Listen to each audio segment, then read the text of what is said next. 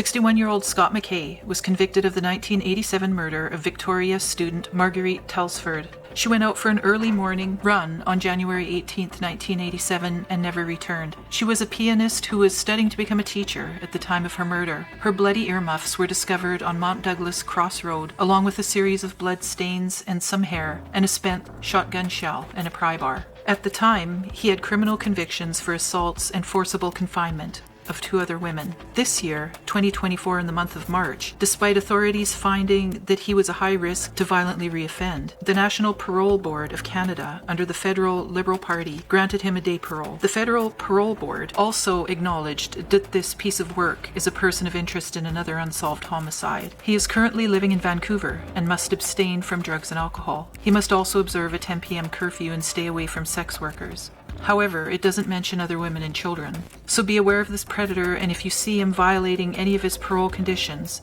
you should call 911 immediately. Lives depend on it. What I don't understand is, do the people on the parole board ever read the details of these brutal crimes before they grant parole to these people?